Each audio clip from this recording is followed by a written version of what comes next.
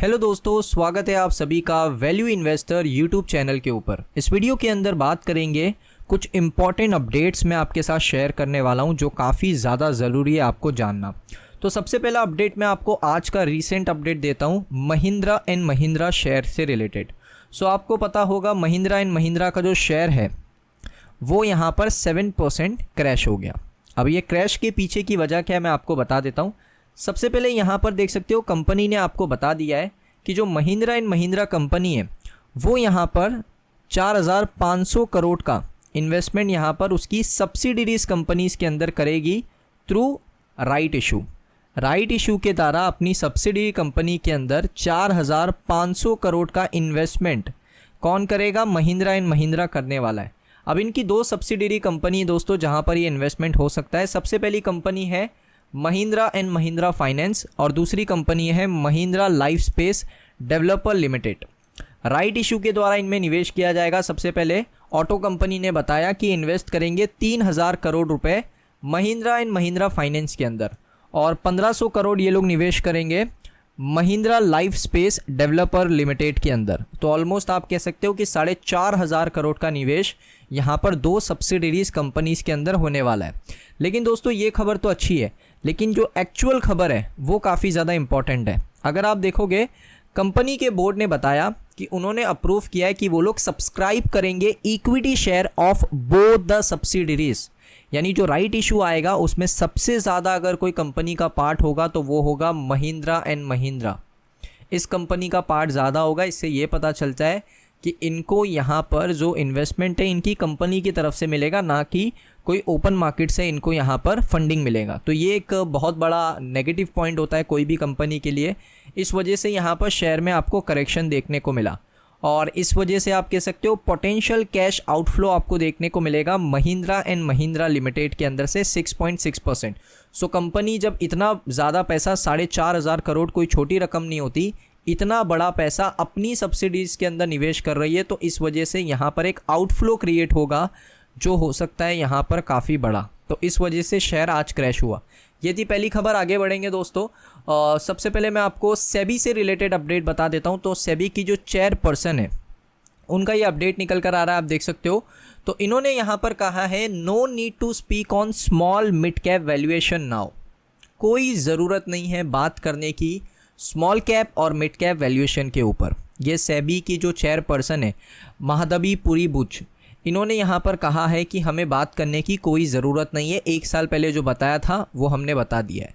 तो इन्होंने यहाँ पर आप देख सकते हो एक AMFI का इवेंट था मुंबई के अंदर, तो उसमें इनसे एक सवाल पूछा गया कि अभी आपका क्या टेक ऑफ है मिड कैप और स्मॉल कैप के वैल्यूएशंस के ऊपर। तो उन्होंने कहा था कि हमने 2024 में स्टेटमेंट रिकॉर्ड करवा दिया था, अभी कोई इसकी ज़रूरत नहीं है। सो यहाँ पर मैं आपको बताना चाहता हूँ कि इन्होंने 2024 में वैल्यूएशन कंसर्न बताए थे स्मॉल कैप और मिड कैप को लेकर, और उसके बाद आप सभी को पता है कि स्मॉल कैप और मिड कैप के जो शेयर्स हैं उनके अंदर आपको कितना हैवी करेक्शन देखने को मिला होगा। थोड़ा टाइम में पीछे जाइए और स्मॉल कैप और मिड कैप का परफॉर्मेंस देखिए, वहाँ पर आपको पता चलेगा कि एक स्टेटमेंट की वजह से, एक सेबी के चेयरपर्सन की स्टेटमेंट की वजह से कितना हंगामा हुआ था स्मॉल कैप और मिड कैप के अंदर। तो अभी तो इन्होंने कोई स्टेटमेंट देने से मना कर दिया। तो ये एक अपडेट है, आप देख सकते हो। अब मैं आपको बता देता हूँ इरिडा का अपडेट। सो इरिडा यहाँ पर FNO के अंदर जा सकता है, लाइकली है, कंफर्मेशन नहीं है, अभी बता दे रहा हूँ। लाइकली है कि इरिडा का शेयर यहाँ पर FNO के अंदर फ्यूचर एंड ऑप्शंस के अंदर एंट्री ले सकता है।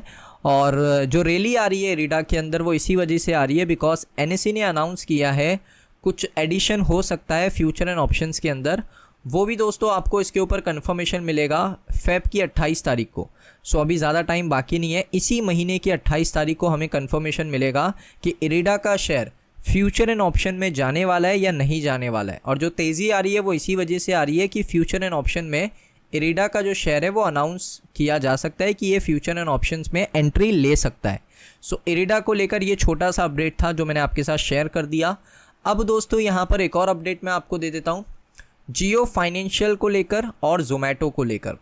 तो देखिए निफ्टी का रीशफल होने वाला है, बहुत ही जल्दी आपको निफ्टी का रीशफल देखने को मिलेगा जिसमें मार्च 28, 2025 को दोस्तों ये फाइनलाइज हो जाएगा। यानी अभी ज़्यादा टाइम नहीं है, फाइनेंशियल ईयर जो नया फाइनेंशियल ईयर आएगा उससे पहले ही इसको रीशफल किया जाएगा, जिसमें दोस्तों ये एक और चीज़ आ रही है कि लाइकली है, रिपोर्ट्स की माने तो Zomato and Jio financial and उसके साथ साथ रिमूव किए जाएंगे भारत पेट्रोलियम, ब्रिटानिया, ये रिमूव किए जाएंगे।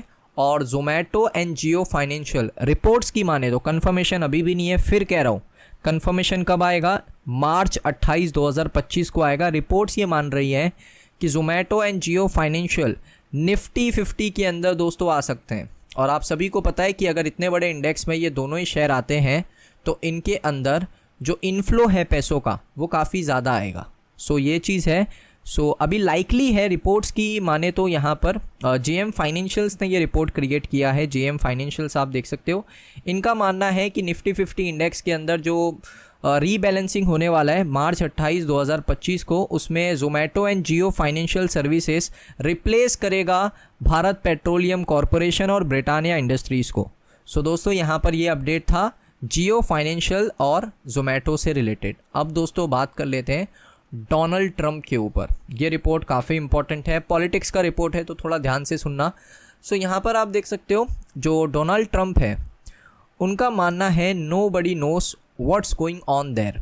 यूएस प्रेसिडेंट डोनाल्ड ट्रंप ने कॉल किया $21 मिलियन का fund to India kickback scheme. अब देखिए हुआ क्या है, मैं आपको थोड़ा शॉर्ट में समझा देता हूँ।